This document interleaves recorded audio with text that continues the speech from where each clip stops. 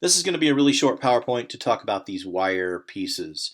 I've already talked to you personally in our Zoom meetings, but I just wanted to give you this material to refer to as you started your process. All right, so this first piece that we're looking at is really essentially what I want. I want a three-dimensional self-portrait bust. And when we talk about three-dimensional, we're talking about something that's fully interesting in the round.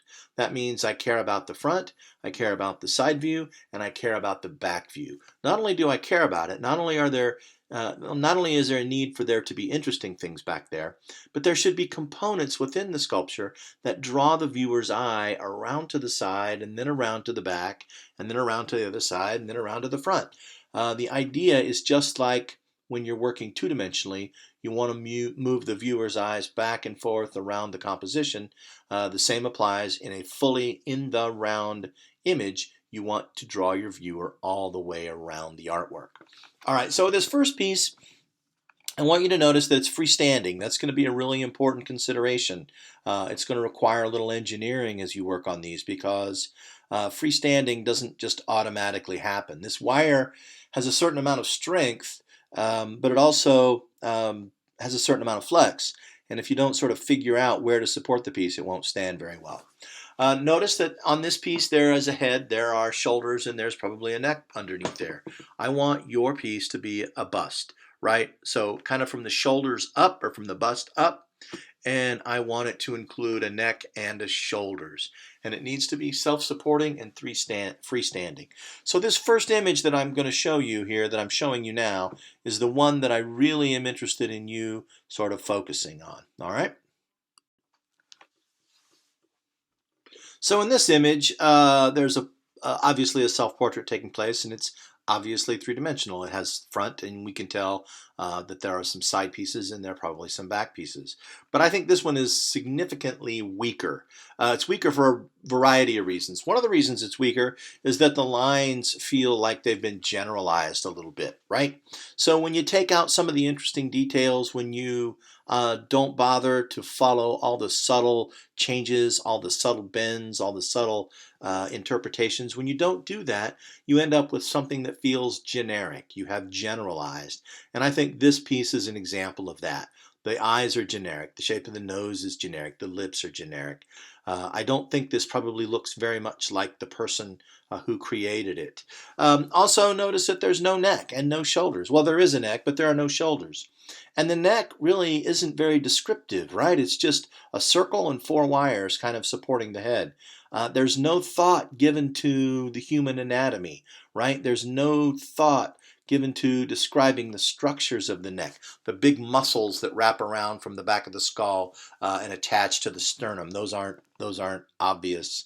The throat area that includes the trachea, and the esophagus and the larynx, those things aren't obvious. So this student isn't looking very hard at the figure. They're not referencing the figure very well. This feels much more like a cartoon, which I definitely do not want these to feel like. I really want you to be good observers. I want you to be accurate interpreters, and I do not want you to produce a cartoon-like or generic image, which I feel like this piece is. I feel like these pieces are better. I feel like the artist is a little better observer. Even though these aren't carefully crafted, even though these aren't meticulously created, I do feel like these capture some bit of gesture or some bit of movement or some bit of accuracy. If you look at the figure on the right, the head is twisting and turning and looking down. So all those things I think really are indicative of this artist making good observations.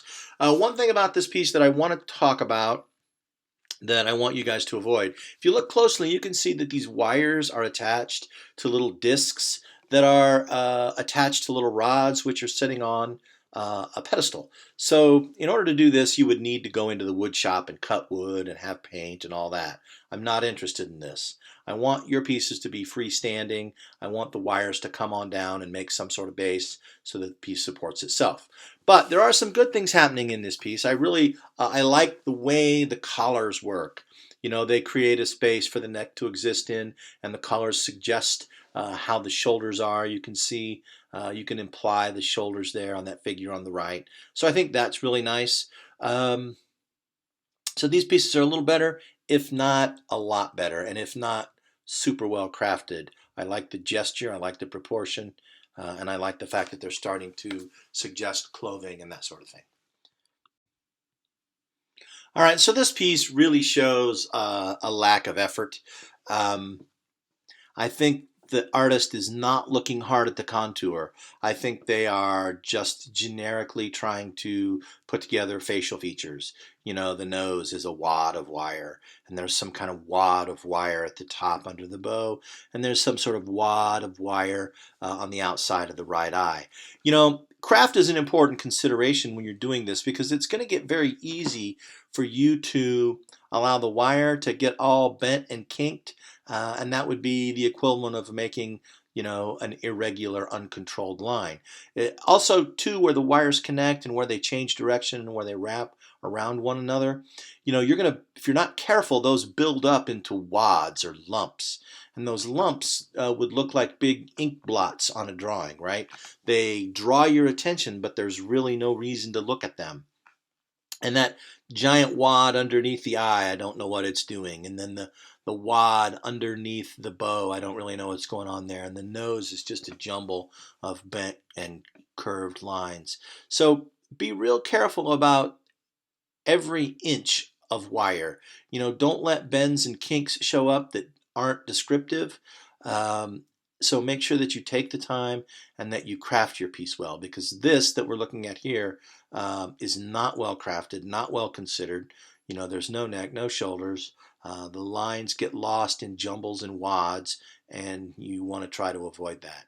Crisp, clean attachments are important. You know, one or two really tight wraps around another wire is all you need to attach a wire to a different one. So be careful of that and take your time and work hard at keeping a clean image.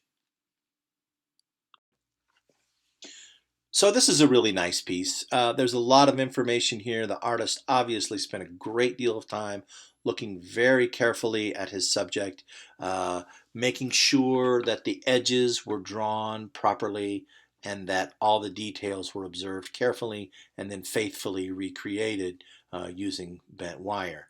You know, there are some details that I think are really interesting. If you look at the upper lip, you'll notice that area in the center that sort of puckers down and kind of fills that little void there at the bottom lip. I think that's a really nice detail. The little cleft underneath the nose is a really nice detail. I also really like how the neck and shoulders are represented here. If you look at the neck, you can see some anatomy. You can see the suggestion of those big muscles around the side of the neck. You can see the suggestion of where the throat area is. And this piece has some nice gesture. You know, when we stand around or sit around, we don't usually hold our shoulders necessarily square to the world. And you can see this figure has sort of shifted their weight to one side, and one shoulder has risen up higher and the other shoulder has dropped down, and the head's sort of tilted slightly to compensate for that. And that's a really natural, believable, accurate gesture. Now, the thing about this piece that I'm not so thrilled about is I think there's probably too much information there. There's probably too much wire. You know, in the hair, for example, the wire is used just to create volume and mass, and they're not really thinking very hard about individual lines. So I would rather you not do that, but I do want you to sort of see the structures of this. Take a look at the eye on the left-hand side of the composition. You can see those two parallel S curves that describe the edge of the brow, and then they dip towards the eye for that little hollow beside your eye there on the eye orbit, and then they bulge outward again to describe the volume of the cheekbone right there. So that's a really nice detail, and it really shows good observation and really close attention to detail and anatomy. So this is a really nice piece. Do some of the things that are happening in this piece, but maybe avoid the excess use of wire. I apologize for the poor quality of this particular photograph, but I'm showing you this piece because I want to show you how detailed and a piece can get. Take a look at the neck area. I really like how that wire comes down, changes direction, and bends around the clavicle or the collarbone there, and then wraps around and moves on down the chest. If you look right there in the center where those big muscles come together just above the sternum, there's that little dip or that hollow that we have in our throat, and that's represented there very accurately. I think the subtleness of the changes of direction that describe, really beautiful, elegant transitions of form, I think are really nice. So while I don't really want you to do a piece that looks like this, I'm not saying you couldn't, but I'm much more interested in the inclusion of cross contours and that sort of thing. But I just wanted to show you how elegant and how carefully and well crafted these wire pieces can be. I'm showing you this slide because I want to show you a piece that sort of didn't develop well enough. There's some nice things happening here. You could really argue that, this is descriptive of a whole entire person's head, and I would lose that argument. But I can also tell you that there's a lot of information here that is implied. And that's fine. It's great to have that ability to apply information without really depicting it. But we're going to take this assignment on to another level. And that other level is going to include the addition of skin or a surface or planes that attach between wires. And this piece doesn't have enough wire in it to support the skinning portion very well. I think the careful observation of the way the profile of the nose and the chin and the lips, I think that's good, but there's just not enough information in this piece. There's not enough wire, there's not enough information. All right, I wanted to end with this slide just so I could have this image in front of you for a few more minutes and point out some of the things I really like about it. I really like the eyes. I really like that the piece has some sort of expression.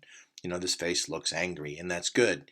I like the way the brows kind of knit forward, and you can follow the careful contours of the wrinkles in the forehead, sort of reinforcing that knitted brow. And I think that's a nice thing. So I'm going to leave this with you for a few seconds. You can watch it and think about your own piece.